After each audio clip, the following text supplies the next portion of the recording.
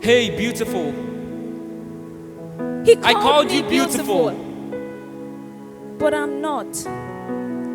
I'm a stained glass window, a widow masked with several kisses by men who are not my husband. Husband am I to you. Isaiah 54:5 wasn't a fluke. It was for these, me three, Father, Son, Spirit came in you, so two of us can become one. I chose you.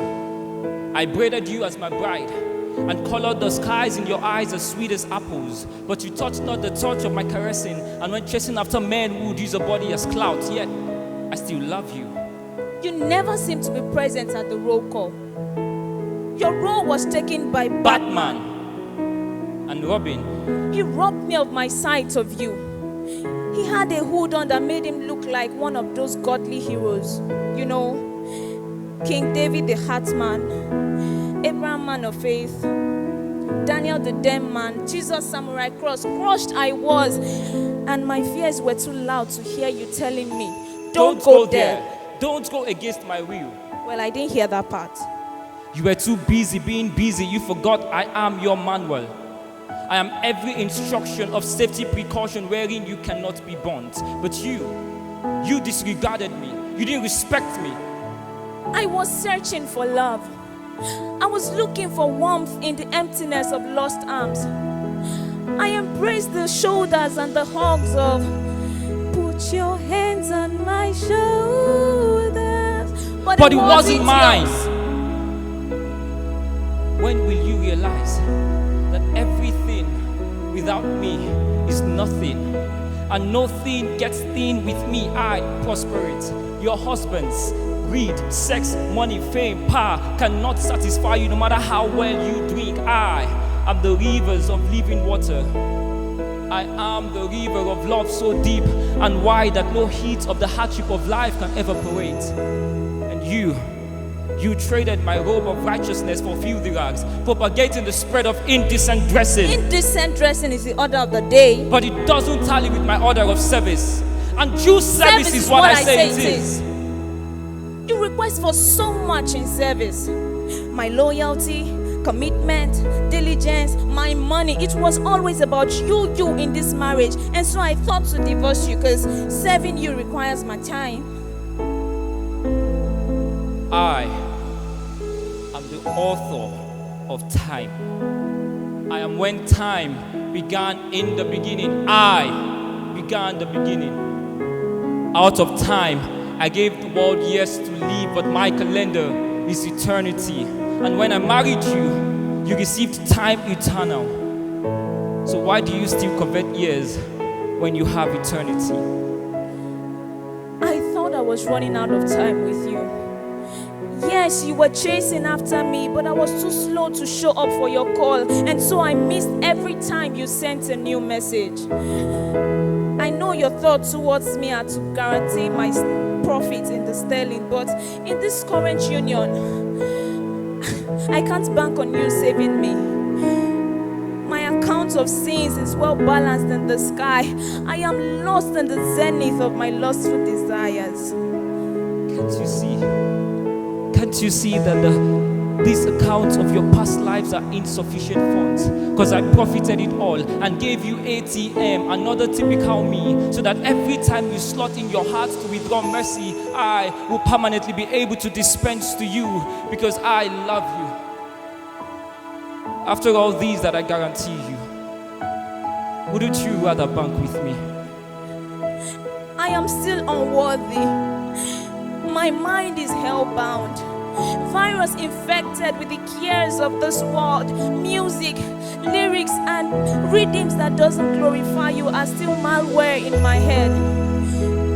I mean, I still love to dance to Teshumole since Omo Jesu ni mi. I formatted the hard drive of your past and gave you a new memory card to install more of me, more meaning to you.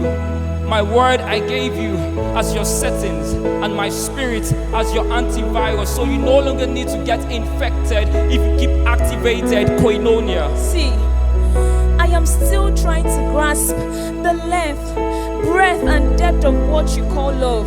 Because in my own definition of love Love is simply accepting people the way they are. But you are not in your best fix yet. Well, I am broken. You can't drink of me. I am useless.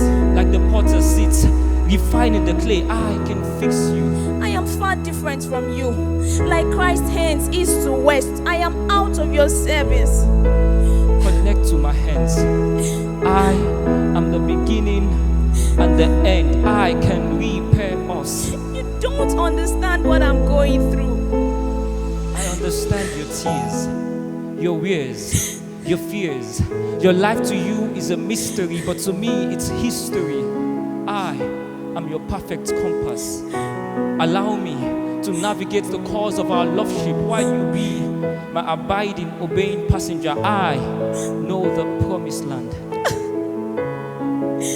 While mingling with my many men, I got distracted and contracted AIDS, acquiring innumerable distractions. Well, the S is for some more distractions. I am sick. Sickness has no place in my temple. I made you my temple so that my blood can always be present in you, and my blood cleanses all diseases. Look through the pages of my words, and therein you would find enough antidotes for distractions. Inject them into your heart and you will be guided from your many misguided actions. Can't you see how much love I have lavished on you? This excess love would only make me to purge. Well, purging isn't that bad.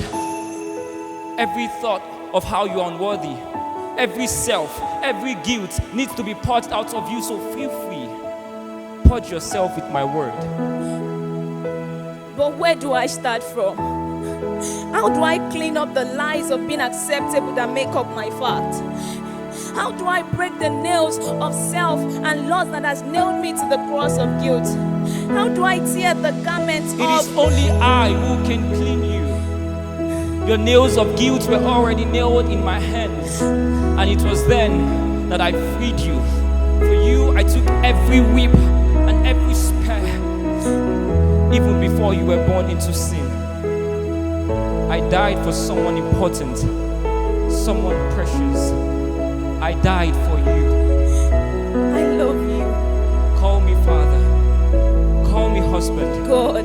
Call me the reason you live. Take strong hold of my hands and embrace my love. I love you.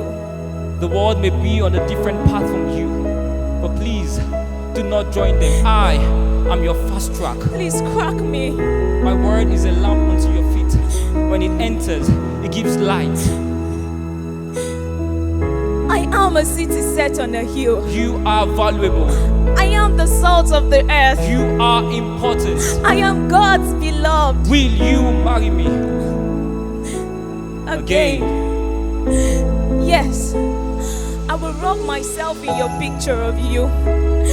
I will no longer sentence my worth to imprisonment because some of your witnesses pronounced me guilty. I will stand dignified because no matter the accuse of the brethren or the appeal of the plaintiff, your judgment is supreme. So yes, I take you to be my beloved husband, to cherish your every word of prayer, to hold you in high esteem, to walk with you regardless the happenstance, to love you though death brings us closer. I will for eternity look into your eyes and see your beauty. I will no longer see you as sin, but Christ in you.